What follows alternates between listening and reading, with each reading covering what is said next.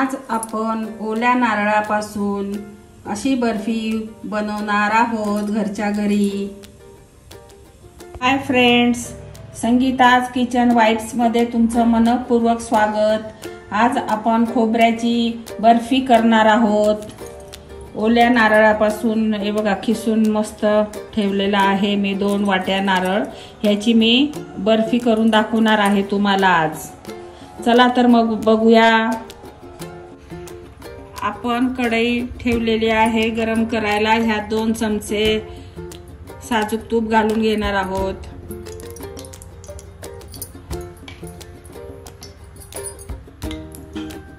यामध्ये थोडे dry fruits आपण शॅलो फ्राय करून घेणार आहोत। काजू, बदाम, थोडे मनुके,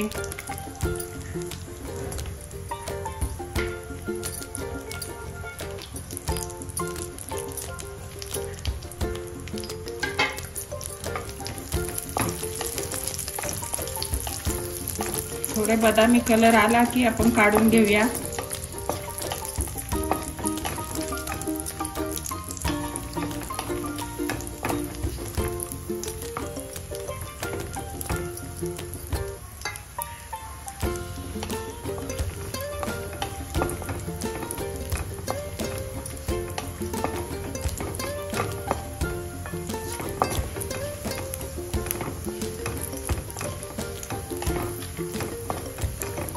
आता काढून घेऊया आपण।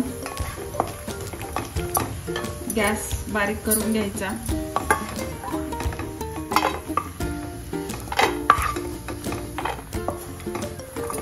त्याच तुपामध्ये आपण खोबरं छान परतून घेणार आहोत। ओलं खोबरं 2 वाट्या, मोठ्या 2 वाट्या।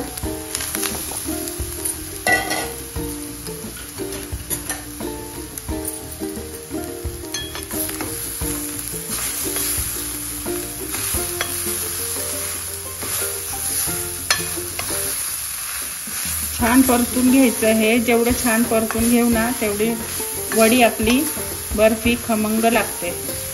ते पूर्ण जे खोबऱ्याचं जे पाणी आहे ते पूर्ण ड्राय व्हायला पाहिजे आणि खोबऱ्याचा कलर चेंज झाला पाहिजे।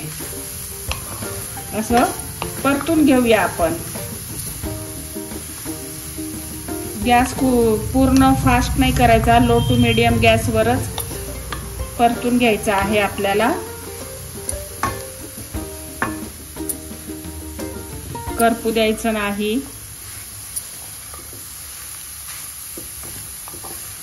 हे असं छान परतून घेतलं। आता पूर्ण ड्राय झालेलं आहे आपलं खोबरं। आता ह्यामध्ये आपण 2 वाट्या हे ज्या वाट्याने खोबरं घेतलं होतं त्याच वाट्याने 1 वाटी साखर घालून घेऊया ह्यामध्ये आणि परत छान परतून घेऊया। गॅस स्लोच करायचा आहे। 1 चमचा विलायची पावडर टाकून चांगलं परतून घेऊया।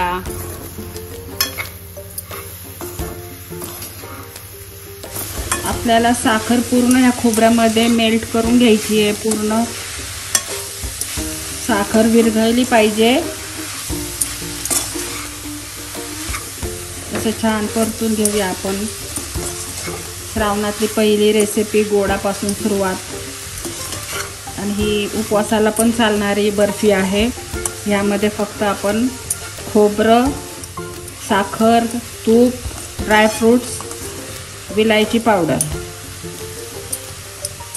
एवढं साहित्य लागतं याला, त्या बर्फीला। त्याच्यामुळे उपवासाला पण चालते ही बर्फी आणि इतर वेळेसही खाऊ शकतात, तसं काही नाही। खूप सुंदर बर्फी होती, टेस्ट अगदी छान येते या बर्फीला।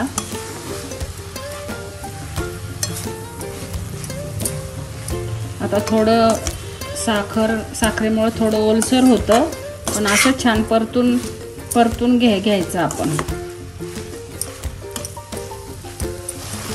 हे बघा असं परतून घ्यायचं छान। असं साखरेला कसं पाणी सुटतं ते पूर्ण ड्राय करून घ्यायचं आपल्याला। पूर्ण कडेने व्हाईट होतं कढईला कडक पाकाचं। त्यावेळेस आपण गॅस बंद करायचा. असं चांगलं परतून घ्यायचं.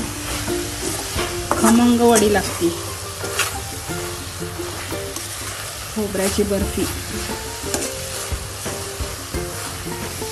हे असं झालेलं आहे घट्ट. इथपर्यंतच करायचं आपल्याला. आता आपण गॅस बंद करून टाकायचा आणि एक ताट घ्यायचं. ताटाला तूप लावून घ्यायचं आणि ह्यात हे मिश्रण काढायचं. आता हे मिश्रण आपण ताटात काढूया.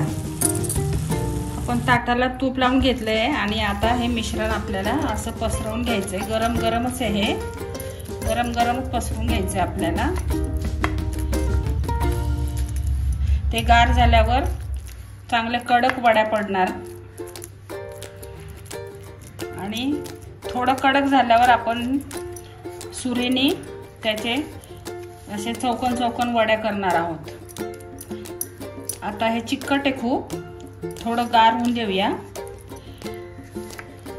थोडं गार झालं ना की आपण ह्याच्या चौकोन चौकोन वड्या करूया आणि ह्याच्यावर ड्रायफ्रुट्स लावूया. ही अशी सोपी साधी नारळाची बर्फी झटकीपट. आपली बर्फी तयार झालेली आहे ओल्या नारळापासून बनवलेली. बघा तुम्ही किती छान सुंदर झालेली आहे आपली बर्फी. आता मी तुम्हाला काढून दाखवते. साइडने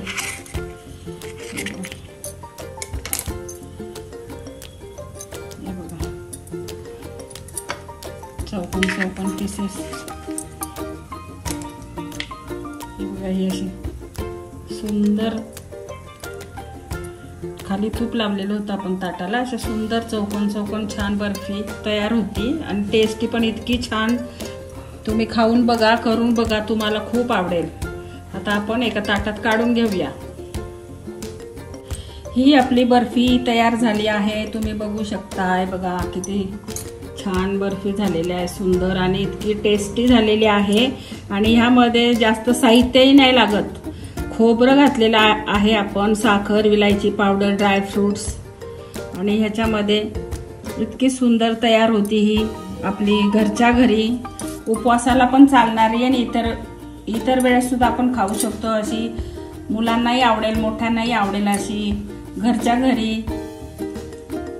अगदी टेस्टी बर्फी तयार झाली आहे. तुम्हाला आवडली का? आवडली असल्यास संगीताज किचन वाईब्सला सबस्क्राईब करा, लाईक करा, कमेंटमध्ये सांगा तुम्हाला आवडली का. थँक्यू.